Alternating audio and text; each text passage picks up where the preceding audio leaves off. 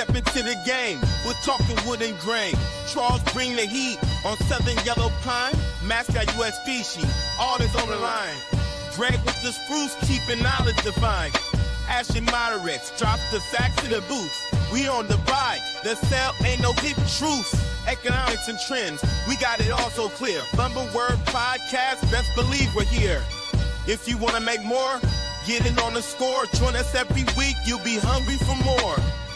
Love a big team, though. Whoop made known. Such rank Charleston. Slide, plum bram known. Open to the scene. For the lumber supreme. Charles laying down facts with that southern yellow bling. Matt got that U.S. swagger like strong timber beams. Gregg's insights on spruce, rewriting the themes. Got the buy side talk, we're stacking that flow. Selling knowledge, every week we still a show. Join the Lumber Word crew, let your business grow. For the sharpest minds, is what a place to go.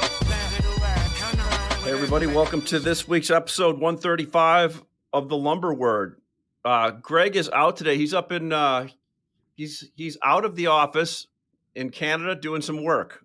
So he'll be back in tomorrow. We got Matt and Charles. We were just having a good chat before talking about Matt getting all his hairs cut. And yeah, Charles, my dad used to say, why cultivate it on your face when it grows on your butt for free, basically. That was, he used to say that all the time about when I used to grow this stuff, right? Oh, yeah, because back in the day, facial hair was frowned upon, man. Yeah. You were like in a biker gang or something. That's right. Us Latinos living on the islands, I mean, you got to have facial hair, the mosquitoes eat you up. Matt, I was talking about you the other day. I was walking down to the beach past the not lifeguard, but the Coast Guard. Coast Guard. They got a Coast Guard outpost in Wilmette where the helicopter flies in and out of in those cool Coast Guard boats. Is that the kind of boat you were on? My wife's like, those aren't very big boats. I'm like, yeah, but no. you can't flip those things. No. There's only one kind of boat that's like that. In the old days, it was called the 44 footers. I think they're now 47s or 48s, but they basically pour like 8,000 pounds of concrete into the keel of that boat, so that it's like a Weebelo. If it gets pushed over, it'll self-right in 13 seconds. I've actually been on those boats and gone across the Columbia River bar there, going into the ocean, which is some of the roughest waters in the world. Really, it's nasty water. And it's like riding a Cadillac. It's weird. The boats are so heavy that the waves just don't move them around that much.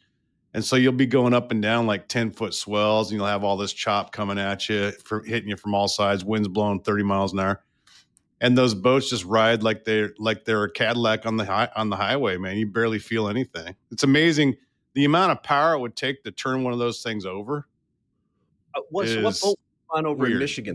When you did it over those are probably 38 footers. In Michigan, we ran, I think, a 32 footer. They don't have 32 footers anymore. That was kind of the standard Coast Guard patrol boat. If you want to know what a 32 footer looks like, just watch Apocalypse Now. They look like that. So when they're going up the river, they kind of look like that kind of it's a closed cabin. It's a 3-person crew. It's not a very big boat. But the other boat that we ran in Michigan when I was up in Manistee was the French RGB boats, which is what the Navy SEALs use to do their infiltrations. They're like little jet boats with rubber pontoons on the side, and there's just a one man. There's a one man pilot. He just stands in the middle at the console. He doesn't sit; he stands, and it's like the thing goes so fast you can chase down seagulls. They turn on a dime. Well, my wife was saying, well, what possible problems could happen over in Michigan? I'm like, are you kidding me? I mean, you got all kinds of people just flooding that. Isn't that where Al Capone brought all the liquor over from Canada? No, but think about it. Well, probably. No, seriously. Isn't that where that happened? You got everybody coming to vacation, probably never. Some of them are great boaters. Some of them never have boated. Some people can swim. Some people can't swim. And you got just tons of people on the beaches in the water, right? The biggest problem that you face in Lake Michigan in the summertime is broken down boats. So basically, the Coast Guard is a giant taxi service, towing in broken down boats. But, people don't maintain their boat. They go out there, they get a fuel line jammed up, they just get stranded. They call the Coast Guard. We only had to do one search and rescue operation. It was a couple of kids that got lost in the middle of a night, and we had to go out and find them. That was interesting. But no, never had to fish anybody out of the water or anything like that. There was no lifeguard duty. We didn't have to do that. We really were just a tow service. That was the most common engine failure was typically the problem. Experience though, man. That'd be a pretty cool experience. Yeah, it was fun. That's awesome. Well, I was thinking about what we could talk about today. It was great having Chris on last week, and John Burns actually reached out and said thanks for having him on. And if you guys noticed, like we talked about the BTR market last week, and like whatever coincidence, in the next 2 days, I saw the market flooded with, or the news stories flooded with BTR stories. I saw the same thing. I thought that was interesting. And the crazy thing is some of the comments on the side when we were talking about the build to rent market were like, I wonder how much discount some of these places are taking for these homes. And somebody on the comments said 15 to 20% in some cases. I'm like, damn, really? And so these stories came out about builders taking big discounts, right? And nobody ever sees those, right? Yep. And then add to that last week, one of the first times now it's cheaper to own a new home than an existing home. And then if you look at a chart, I'll have to find it, of renting versus owning now. It's owning has gone freaking, it's gone ballistic. It's like leaving orbit or leaving the atmosphere.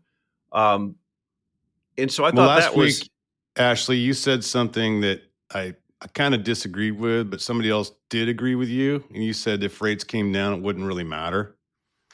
And I disagree a little bit. I mean, I think rates coming. Hold on to that little nugget for a week. Well, so go ahead. I mean, I thought like this was all about transparency.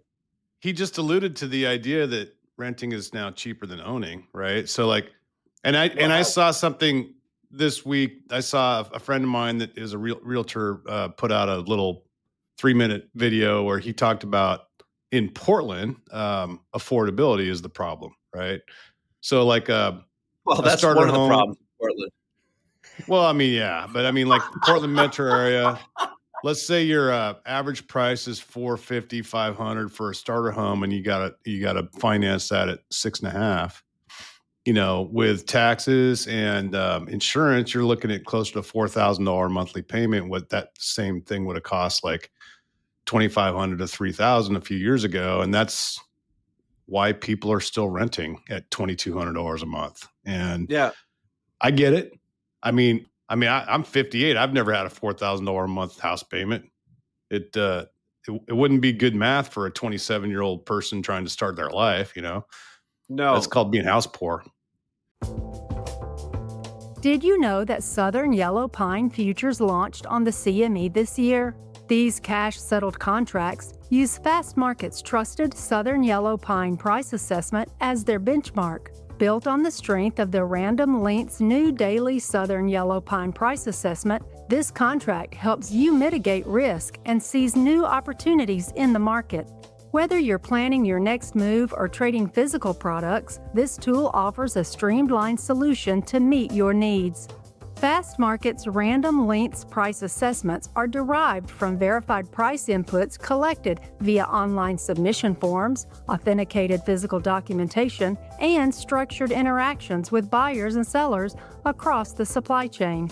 All data is evaluated within Fast Market's proprietary assessment platform in strict accordance with our published methodologies. Each assessment undergoes a rigorous 3-level human review and approval process prior to publication. Key benchmark commodities are subject to independent third-party audits to ensure alignment with Fast Market's methodologies and compliance with IOSCO principles for price reporting agencies. It's data you can trust, paired with innovation that works for you. Stay informed and stay ahead. Head to fastmarkets.com/lumbertalk to find out more. I was talking to Gregg last week about this and about he doesn't follow the social media as much as I probably follow it. Maybe I follow it too much. And, the rift or the disdain between the younger generations and the boomers, right? Like we joke about it, but there's some people that go off on it, right? Like boomers should move out of their houses. Boomers are taking up too much space. They had it easy. And, but what this is all leading to, I mean, this kind of ties into housing is when when people can't afford to buy stuff and they have no money and they can't save, they make different political decisions, and they'll vote for the person that says they're going to give them a bunch of stuff. Right. And so we're in a really, you're sorry, Ash. I don't mean no, go ahead. But no, you're 110% correct. But the thing is, if you look at history, all these buckets of ideas and giveaways and, oh, I got your backs have turned into a big fat zero, like nothing. Yeah. The only thing that came to fruition was a check during COVID, right? That's it. But, I think that also speaks volumes for the way that we've raised that generation.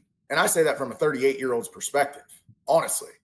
I'm a little bit of an old soul, but I mean, my first job, I was 12 years old, right? And, you have people that just expect things between the ages of 22 and 30. And I think Matt alluded to it a couple times during podcasts before. They get out of college, they get a job, they expect to make $100,000 a year. I mean, that's just not how the world works, right? You got to pay your dues. But Matt also made a statement and opined on the fact that his kids are reaching the age to where they're young adults and they will be in the market to buy a house. And his advice would be move away from the more expensive areas to do so, but make sure you sustain your quality of life and maximize your dollar. The problem is that Matt's using that as a level he can express that, and his kids will take that into consideration, hopefully, right? Mm-hmm. But nobody wants to do anything that they don't want to do. Nobody likes pain, and that's the problem. You told me before we got on here you went to Starbucks and bought a coffee. How much does that coffee cost, Ash? Well, since I left a tip, which I always say I don't do, and I got a Venti salted vanilla cream, extra cream, 3 shots of dark syrup. No, it's for me. I'm gonna since we're all being honest here, and I think it was like $6.75. Okay, so imagine if you do that 3 times a day, that's $20. Then you have $15 lunches. That's $35 to $40. Then you got to pay for gas. But nobody wants to sacrifice that. Whereas you go buy a big can of Folgers and some creamer and a whipper and make your own latte at home if you really wanted to. But nobody wants to do that. They want convenience. And that's really where the problem lies. And that's where, boomers and people can be opinionated and, oh, well, they need to get out of the way. They had it easy, yada, yada, yada. But they had their own problems, right? I mean, you look at the interest rate crisis of the 80s. I mean, that was a disaster. It's a hell of a lot worse than it is today. You still have people buying houses. We basically were in a falling interest rate environment since 1980, right? So, exactly. And now we could go through 40 years of a interest rate environment increasing and inflation, et cetera. But the whole point is, I don't disagree with anything you said. Just Sorry, there is I think the way it's getting handled where people say, oh, you kind of got to meet people halfway. And right now, I didn't realize how big of how sideways some people were on about this. And I'm not taking any political side here, but look at what they're voting for in New York, or who. This is directly related to this. Did either one of y'all see that article where I guess there was a like municipality that owned a grocery store, I think somewhere in it was St. Louis. Yes. Or Kansas City. It was Kansas City. Kansas City. That's exactly right. They went bankrupt because they had pilferage of over like $24 million. And they're like, oh, I don't understand how this didn't work. Yeah, it's what I'm saying is all of this excess over the years is leading to where we're at now. And I mean, we'll figure it out. Well, let's jump to a different subject here. So I responded to somebody on X this week. It was interesting because we've sold off almost $100 on the CME September contract since August 1st. And if you look at the chart, how many months did it take to grind up there? Like 3 months, but you sell off in under 20 days. So a lot of people not directly involved in the lumber industry were putting out things saying, hey, look at this chart. This means that everything's falling apart in building, right? I'm like, so my point is that's not what it means. This is a chart of CME Canadian lumber, and it anticipated all of this CD. No, CD is what we used to have in the 90s after LPs. The countervailing duty and anti-dumping, and basically ran up in anticipation to a big premium. Then I explained how this is a contract. You can deliver a bunch of stuff now. Now it's dropped down to a... And then some guy logged on and called you a moron, right? Because that's what they do. Oh yeah, that's no, it's like I was really some guy named Schrader's Goat 55 XYZ. From like, Topeka said, you don't know what the hell you're talking about, loser. Go home. Exactly. But the whole point was like everybody. Some of these people had hundreds of thousands of followers. Economic Data 107 and all this stuff, and they're. It's like just because the price traded off doesn't mean that it's a bad housing lumber market or anything. It just means the price traded off. They're overreading into it. They were trying to read 2006 to 2011 into it, and this being the top of the market. Are you still relying on snail mail publications from the 70s to reach the forest products industry? It's time to upgrade. Advertise on the Lumber Word podcast and get in front of the lumber world every single week. Our episodes are tuned in by the largest segment of influencers inside and adjacent to the forest product sector. Decision makers who shape the industry. Ditch those tens of thousands spent on outdated print ads and project your product or service across the podcast universe instead. Ready to make the switch? Head to thelumberchannel.com, click on Connect, and drop us a line with your info.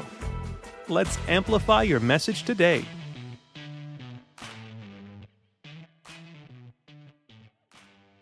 Well, I think too they don't understand the actual dynamics of what go into that, right? I mean, they don't understand you can deliver whitewoods on it. So, but also, Charles, follow the price of Southern Yellow Pine for the last 8 months. Like I can make the argument that OSB and Southern Pine rolled over in April of this year or March. Oh, right. So if you're going to say one is in anticipation, you got to go back and look at the other stuff, right? And it means I just was trying to say I don't think things are falling apart. Like so. Do you guys have any? What are your feelings on that? I would say, I mean, for the market to be falling apart in those terms, you're talking like 2008, 2009, 2010 type stuff where to me, we're not even in the same stratosphere as that kind of talk. I mean, that was my point. Look, we just had 1.4 million housing starts. Housing starts were up a little bit this week. That was a bit of a surprise. Existing home sales were up today, which kind of surprised me. I mean, we talk about the growth in inventory. New home sales are up a little bit. So the new home inventory is dropping, which is a good thing. These are all kind of positive things that are going on in the background of a $100 sell-off in the futures market, which was really just a sell-off in the futures market. It was a buy the rumor, sell the fact type classic scenario where people thought this $100 new cost of doing business was going to get pushed onto the consumer, and the market said, no, it's not. The market just basically point blank told all the Canadian producers, we're not giving you that $100. And so now it's starting to fight back a little bit. It's rallied here the last 24 hours, 48 hours. You'll probably see it go back up and test that 630 to 650 range again. I do believe that this is fires. I said last week my number was 640 to 650. Gregg was saying 585. I think it's going to be closer to 650, and I'm going to stick with that. And the reason why I believe it has nothing to do with fundamentals. Okay, nothing. Fundamentals are boring right now. Okay, there's just enough demand to keep the wood moving, and that's it. Literally, that is the market. I don't need to say anything more about the market. Demand and supply are pretty much stagnant. But I do believe that supply side is going to be affected here. I think there's some mills that are in trouble, and there's going to be some curtailments announced. It's going to catch some people off guard, and I think some programs are going to get canceled, and I think some contracts are going to get renegotiated or canceled outright going into 2026. I think there's going to be some disruption going forward, and I don't want to guess when that's going to be, and I don't want to guess who it's going to be, but I just assume it's going to happen. The entire market that we've been existing in for the last 2+ years is all on the supply side, all of it. Yeah. Demand's steady as a rock. It's 1.2 to 1.4. It just stays there. So yeah. Why would you expect that to change without a surge in demand? Where's the surge in demand going to come from? I agree. I mean, I just follow. I don't trade it, but I follow OSB and Pine, I'm looking for them to be a canary in the coal mine more than I am for a CME contract with where most people still thinks it's Canadian spruce, and they're putting all their feelings into the trading part of it, right? By the way, did you guys see the new CME contract? The CME is partnering with FanDuel to have small contracts, like betting types of contracts, if I read it right. Like, so they're doing something with FanDuel. Wow. Which is a total head scratcher to me. I don't know what to think. Are we going to get that. Brondo as a sponsor? Brondo. It has Camacho going to sign off on that? I don't know. It was odd reading it. I got to read into it more and see what it says. I will tell you I'll just jump on Eastern spruce and Euro this week. Eastern spruce finally we printed down this Wednesday last week. I think print was very kind to people that sell contracts and spruce, and I think anything that was getting reported this week of sales outside of contracts, even though there wasn't a lot of volume done, is pretty low. Like literally, if I look at different things, I was selling out of reloads, Boston reloads, $30 to $40 on 2x4 specified 8s, 10s, 12s, 14s, and 16s just to get stuff, and I wasn't getting a lot of business. 2x6, not so much. But again, we're not really bidding on a lot of stuff. The mills I talked to today are coming off pretty hard, and not hard. They're coming off slightly in prices. But what they told me is they sounded frustrated talking to them this morning. And they're putting a price out, and people are bidding them 20, 30, 40 under the last big trading price. I'm like, hey, that's where people are probably comfortable owning it, right? Yeah. Western, Matt, I don't know what U.S. and Canada doing? Are they still tacking on 10% onto prices and not selling anything? Or? We're such a different kind of we have one mill with a high reputation for quality that makes a lot of 18s and 20s, and that sort of separates us from a big production mill pumping out a bunch of H16s. And so it's really hard to parallel what I see internally versus what I see externally, because we're doing something different. The general feeling that I get talking to people in the office and outside the office is that people want orders, and if you have 2x4, it's easier to get those orders for the most part. If you have anything that's not 2x4, you're going to have to negotiate a little bit harder than you might want to, and that you're going to negotiate on the price and the tally. And so, interesting observation though, that 2x8 has tightened up quite a bit in Western species. There's hardly any of it available. 2x10 is trying to tighten up a little bit. We haven't seen 2x12 completely disappear off the face of the earth yet, but I wonder if this fall we'll get a bunch of smaller logs coming into sawmills, and that'll impact 2x10 and 2x12 production. That happens a lot. So I'll see, we'll see what happens there, but I'm still waiting for 2x6 to make a move, man. Every time you think 2x6 would be a good investment, then it just goes down another $20 and makes you scratch your head. So the difference is still the same. 2x6, from what we're seeing on the spruce side, could be wrong, and that didn't move down at the same velocity that 2x4 moved down. I mean, it never moved up. I mean, it really has just been stuck in the low to mid 500s, Midwest. And two before, we've sold as high, in the room, we've sold in the high 600s, low 700s for the right tallies, for specified tallies. And you sold trucks of 16s out of the ports over 700 at one point. I don't know if you're still getting that. I'm selling 650. I'm selling 650 in the Cape for second week of September on 2x4 16s. So those are still pretty good numbers, right? But it's like, there's nothing in the market that tells me that we're going to be trading hem fir and Doug fir at 700 on September 15th or September 15th when it expires. I mean, we never got there prior to that. I think the market is just stuck. We can't go anywhere unless demand really increases. Demand could increase on the multifamily if these numbers that you're talking about are accurate. And it shows that in the stats this year, because Gregg's been talking about multifamily being better. I would like to see what happens if we actually did get a rate cut. What if we got a full point off in September, or a 3/4 cut? Can I ask a question? Ash, since you're real big into the social media and like crypto mining in your basement and all this, AI, chat GPT technology, do you follow any like big commercial finance guys? And if you do, are you seeing that they're getting agency loans at like 5.35, 5.25, 5.4? Well, I'm not a crypto miner. And I wouldn't crypto mine in my basement. I've got too much other things going on down there.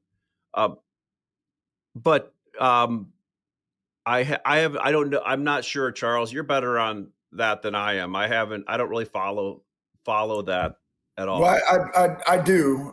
I just didn't know. Just trying to bring everybody into the conversation. Yeah, go. There's a couple guys that I follow, and I mean, they're getting 5.25 up to 5.4 on agency loans. I mean, with low LTVs, right?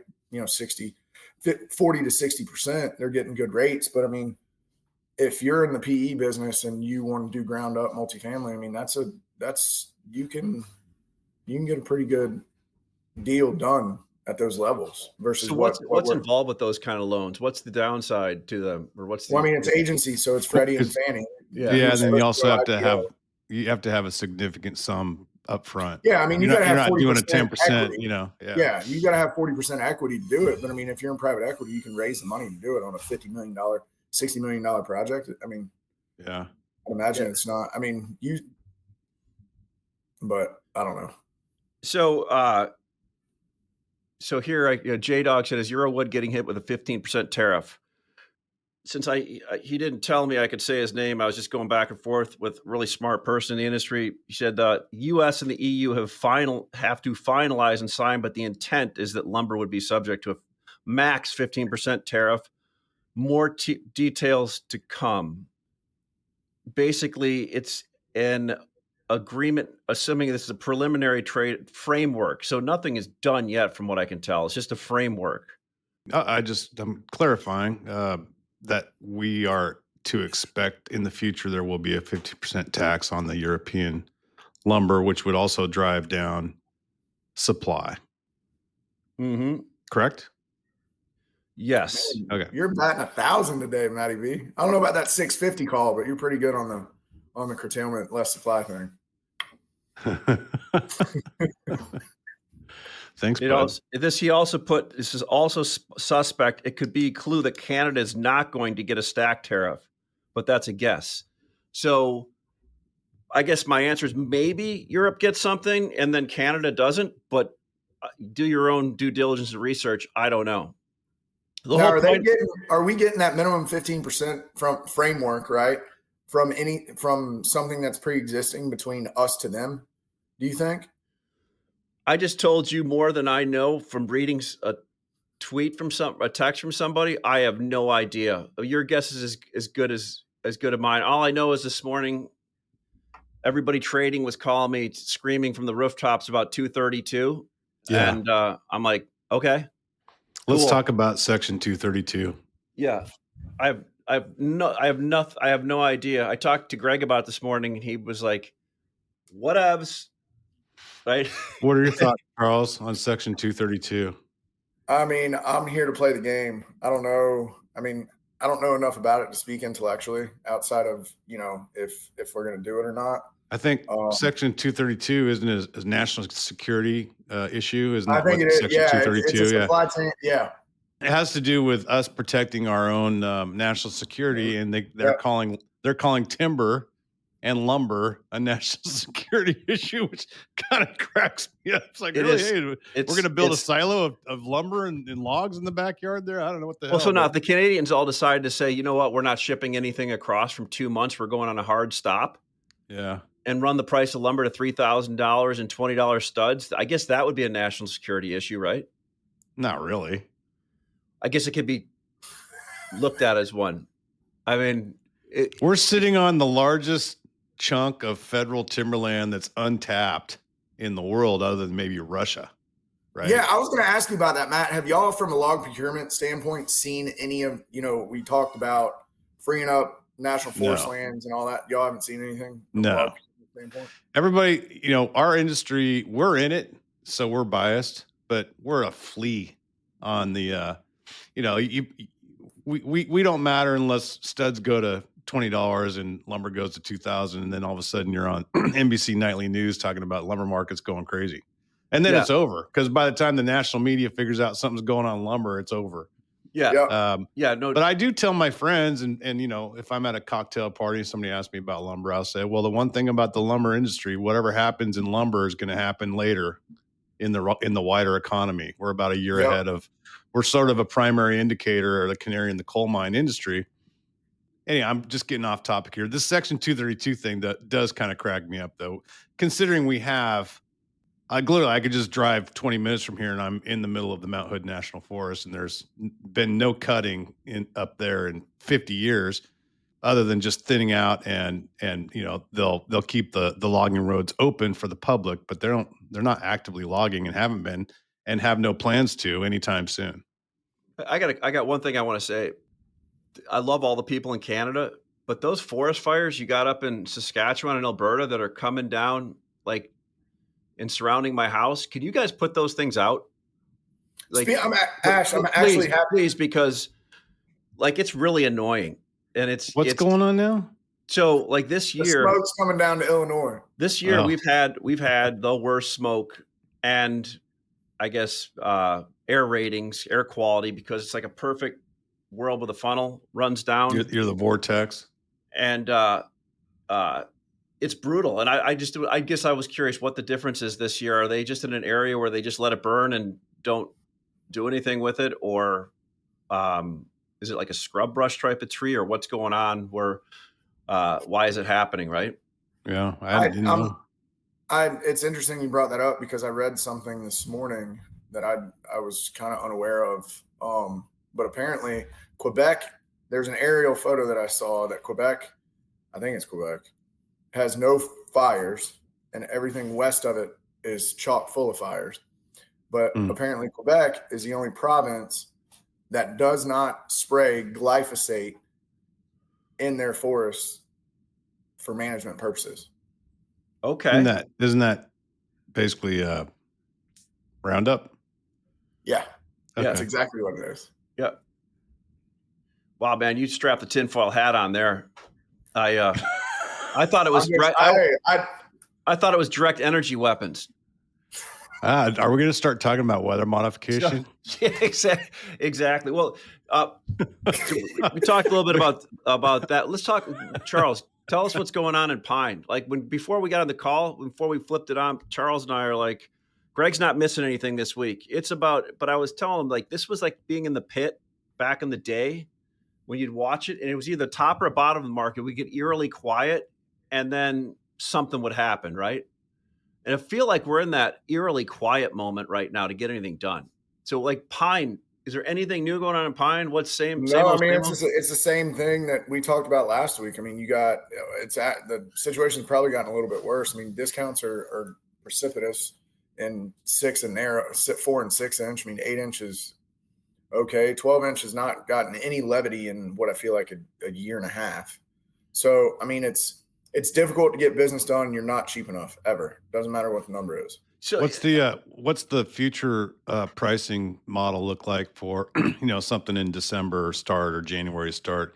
Are you able to get PO, or you want like a true risk number? that's a good question. I want two answers. I want the one that you want to get, which you think is appropriate risk, and I want the one that other people are willing to take that you consider to be risky or stupid.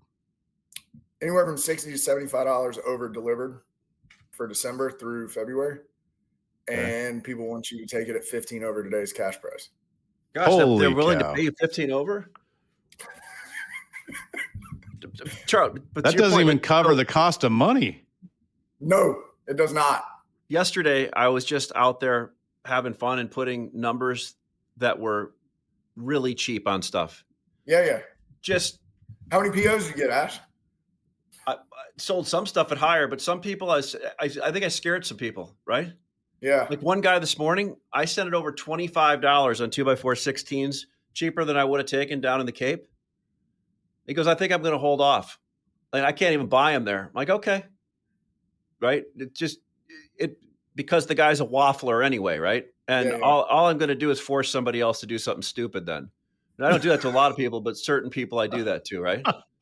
Ash is cheesing up the mousetrap as we speak. Oh, Well, that's but funny. I'm trying to find the market. I am trying to find the market and find out it's okay to sell a truck or two cheap. It's not a problem with that. Yeah.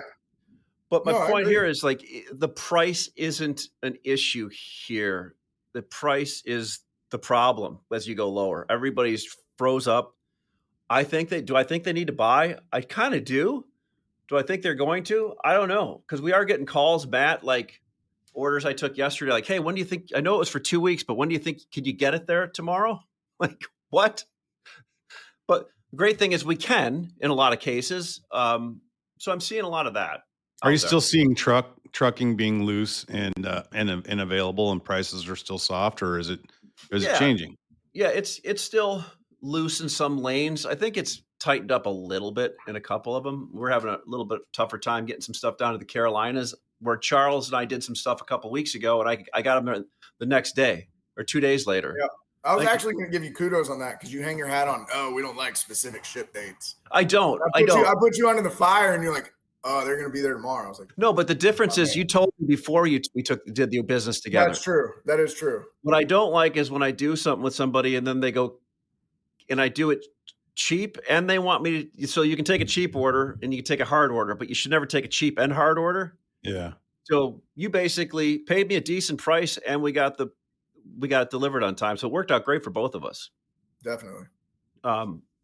Matt, we should start doing that.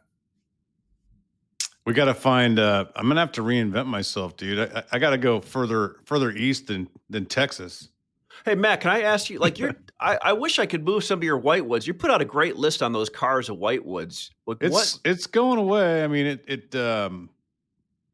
it's the end of the run. There's not much left in terms of variety, and so I'm just cleaning up the last little. I probably got about 4 more cars of lumber to sell, and then that's it. That run's done, and on to the next one, whenever that may be.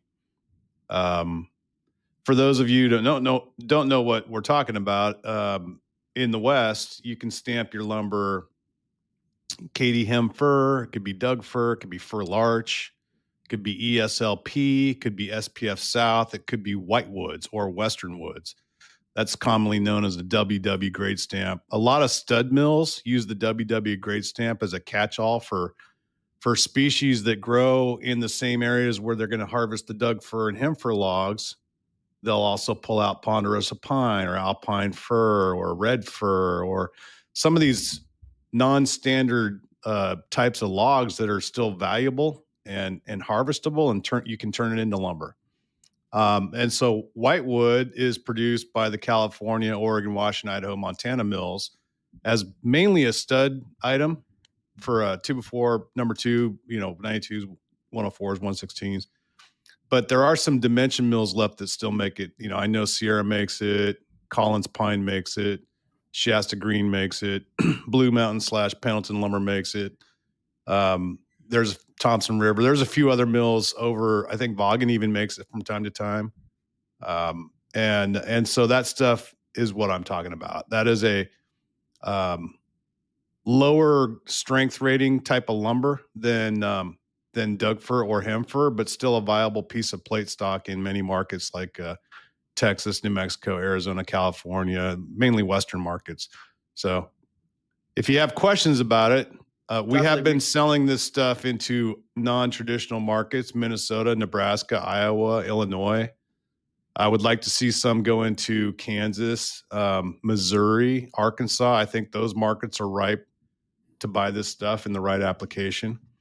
But if you need, if you're going to put it into a truss plant, it's not going to have the same strength rating, so it wouldn't work for that application. But if you have questions about it, reach out to me. I will help you. Cool. Just to let you guys, what we want to move. We got 2x4 10s up in the Northeast, no S. We're probably going to move 10 trucks of those. I've got great prices on 2x4 1650 and 21 MSR up in the Northeast, Boston and Buffalo. Been selling a lot of that, and some no grade stamp 2x4 16 euro coming into the Cape.